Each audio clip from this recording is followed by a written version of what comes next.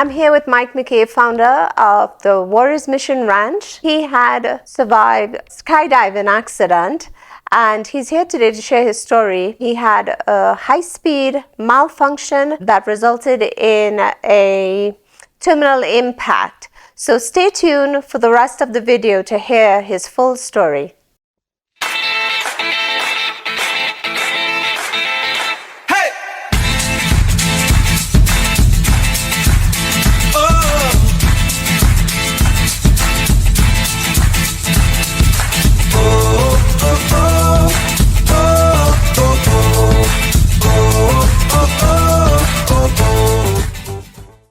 Hey guys, really quick before we get into the meat of this video, I just wanted to say really fast, if you haven't done so already, number one, make sure you hit that subscribe button and that notification bell down below. We put at least 2 videos out a week, and I want you to stay updated on all the new videos we have coming out about the area, so that way you can stay in tune to what's happening, things to do, and check out all the cool stuff out here. Also, I wanted to say, if you've got any questions whatsoever, please do not hesitate to call us at our team number, 719-266-2725. You can also email us at info@jdmret.net, and we will get back to you as quickly as possible. And that's any questions with anything whatsoever, whether it's real estate related or just coming out here to visit or moving to this area, anything you've got question-wise, or even if you've got something else that you want to just mention that might be a great video to be able to do that you haven't seen yet, please reach out. You can either call that number at 719-266-2725 or shoot us that email at info@jdmret.net, or you can also post a comment in the messages below and we will absolutely get back to you as quickly as possible to answer all those. We service this area, we live in this area, and we represent this area. We love working here. So hope you guys enjoyed this video. I'm here in Peyton, Colorado with Mike McCabe, founder and president of the Warriors Mission Ranch. And I am honored and privileged to interview Mike to share his story today.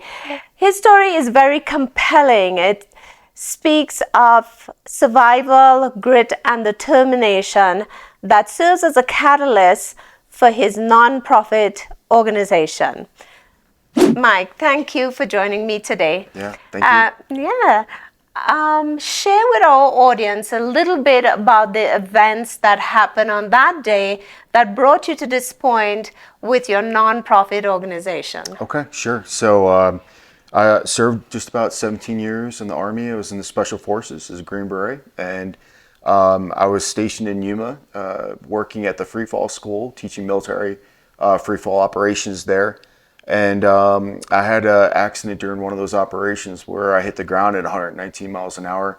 And it resulted in spending almost 2 years in the hospital and crushed had to get my legs repaired, pelvis broke, L3-4-5. I had massive brain injury. And it just took me quite a while to heal and get back on my feet and start pursuing something next, which turned into this.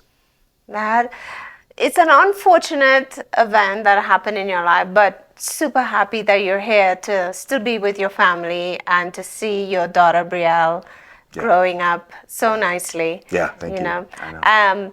So just to share with the audience a little bit, my husband and Mike served on the same Special Forces team, and so there's a lot of things in common that we share.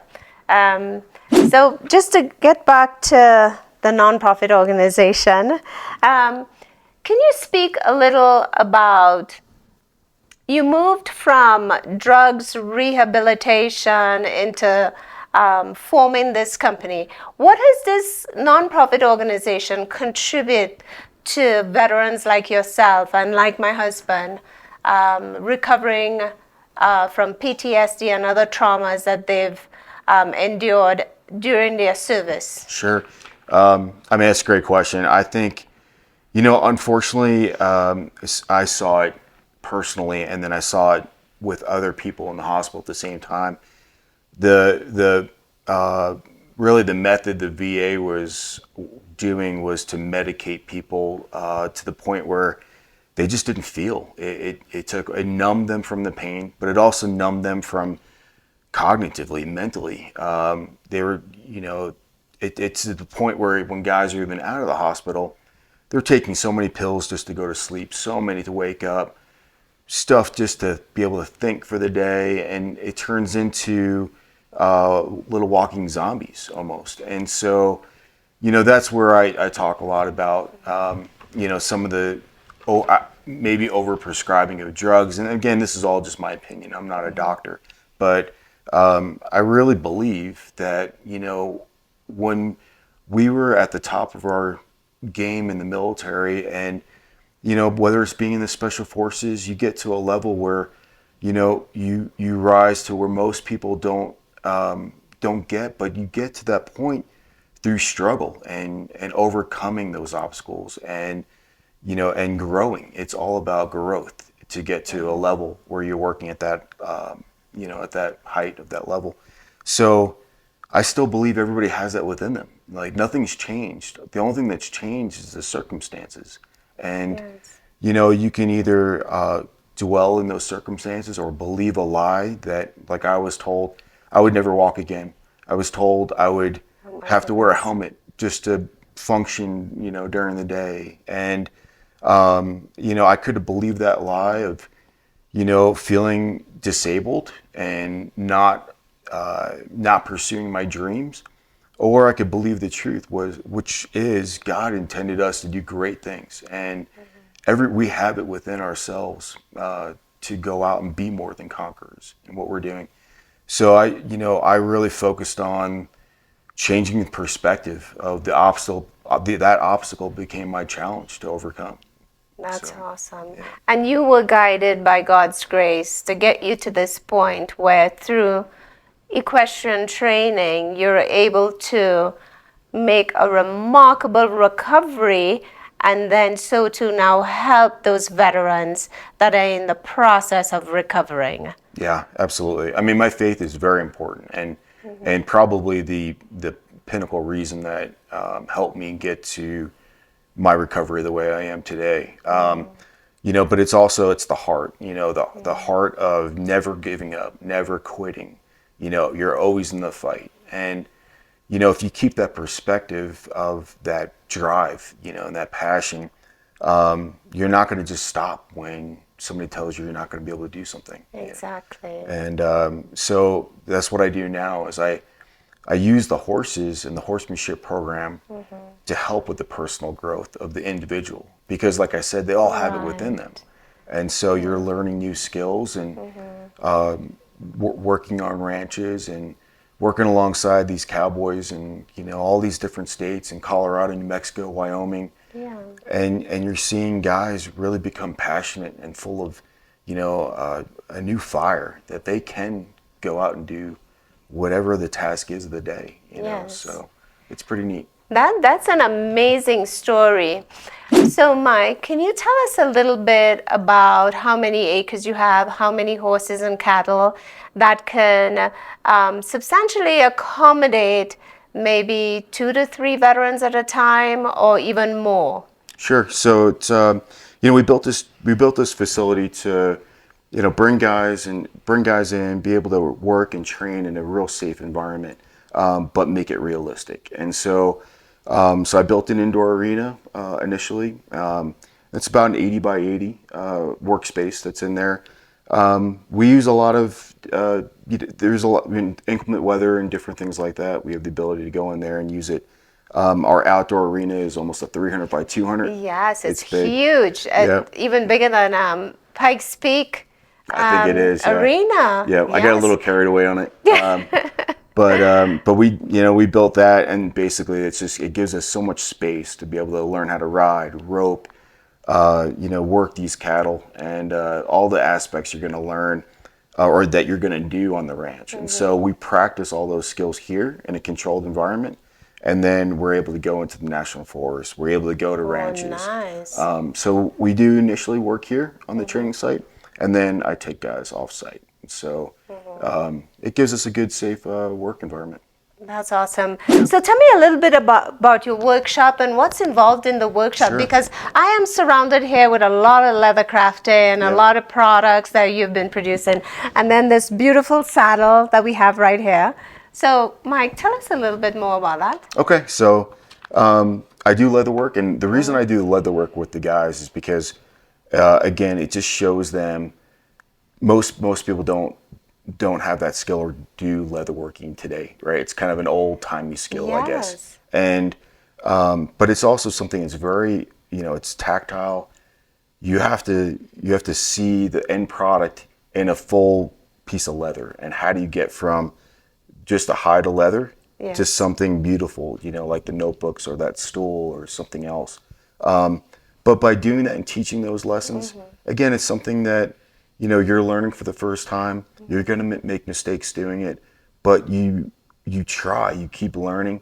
And then by the time you're done, you made something that's beautiful, that you can see that accomplishment in what you just did. And so the whole purpose of that is to foster that feeling of accomplishment. So you could do this. What else can you do? Right. And that's why we do this. So in your program, would you say that you're the primary instructor? And is the program developed in such a way to produce more instructors for the longevity of the program, giving you a little vacation, time with the family? Sure. I like the vacation part. We haven't done that in a while. Very long time. No, that's exactly right. So I am the primary instructor. But as guys graduate through the program, Yes. then they become volunteers, and then it becomes veterans helping veterans, Oh, that's awesome. Yes. go through the skills that they learned.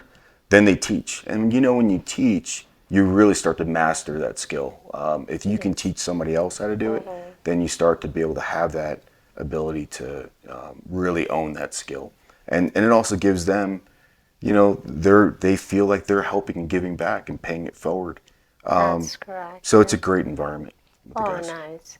It's fostering the longevity of all of this crafting that could very easily be forgotten.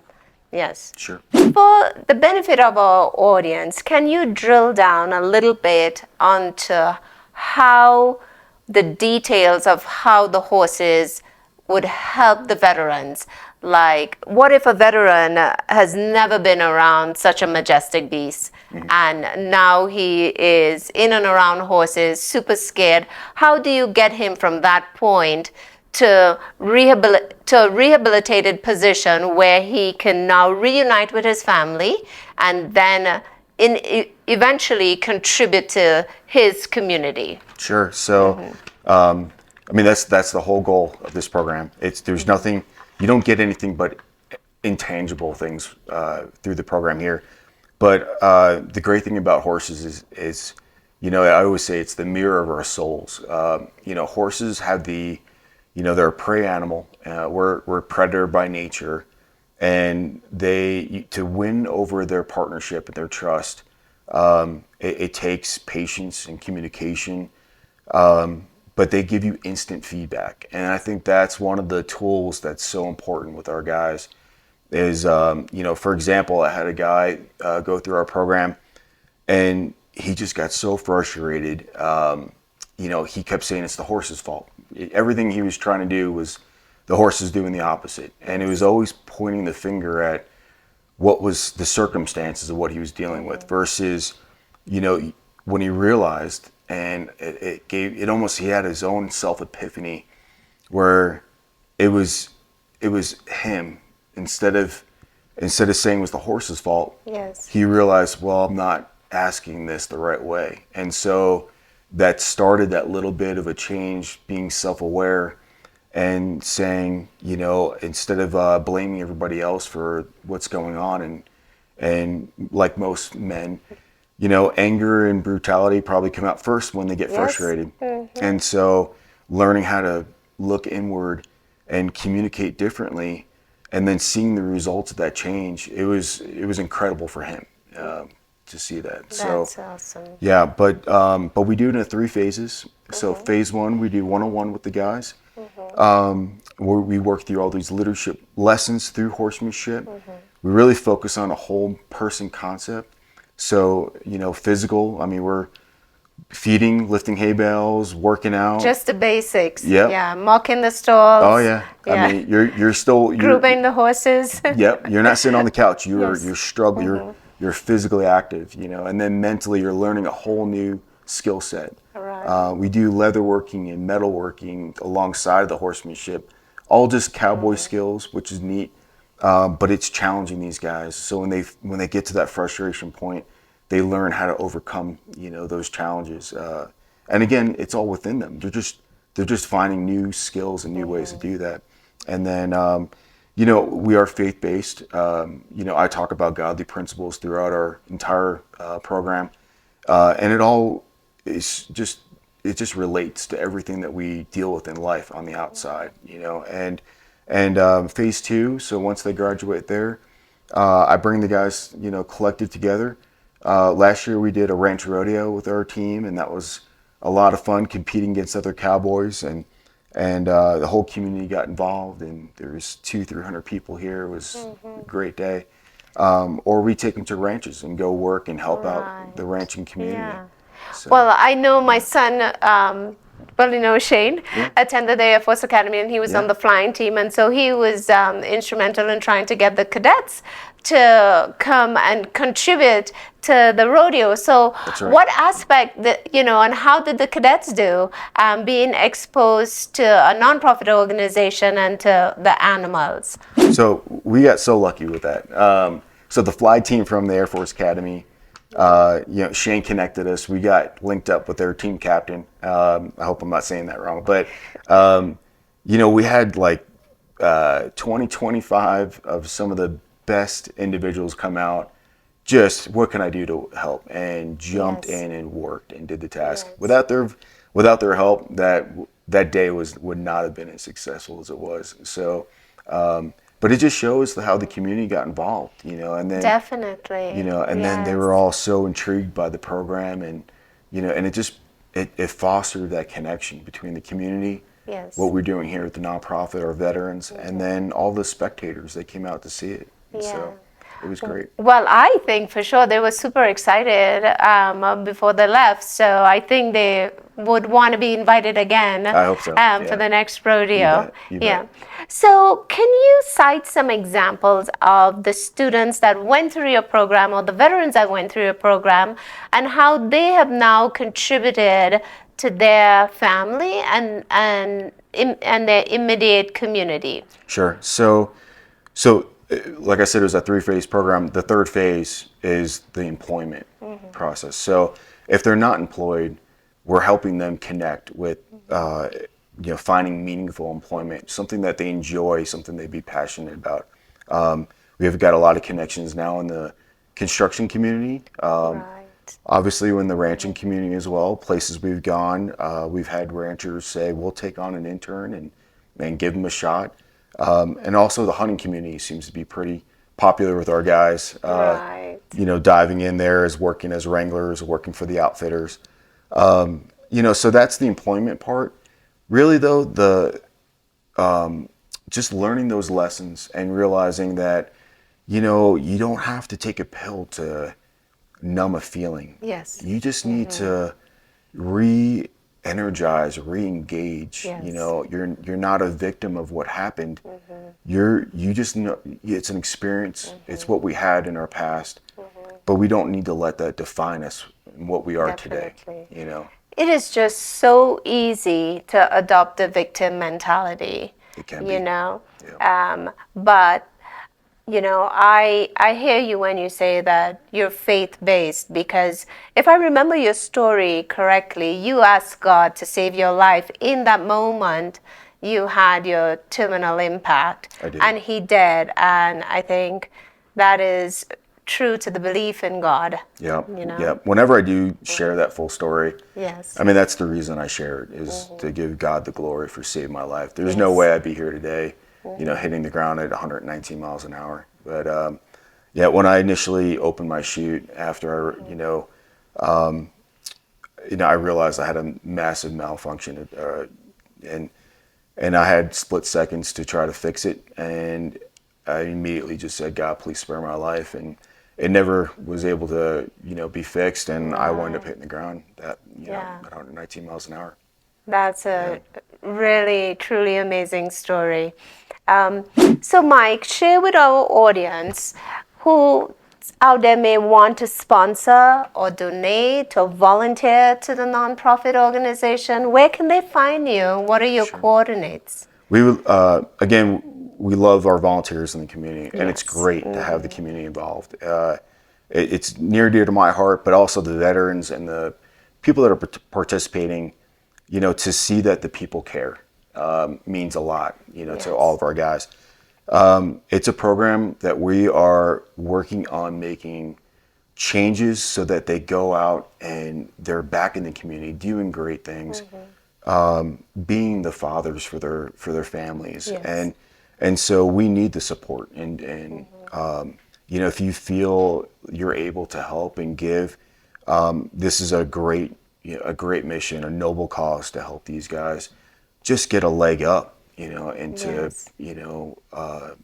in launching them from where they were to where they can be, and again, we really enjoy, the community involvement. So yeah, it's been great. But the best way to get in touch, involved, probably go to the website, warriormissionranch.com. warriormissionranch.com. Yep. And then they can find all our contact info there. Yeah, that's awesome. Well, Mike, I would just like to say thank you so much for sharing your story with us, and thanks to the audience for watching the full video to hear Mike's story and hear a little bit about his faith in God. Subscribe and comment to help with the algorithm.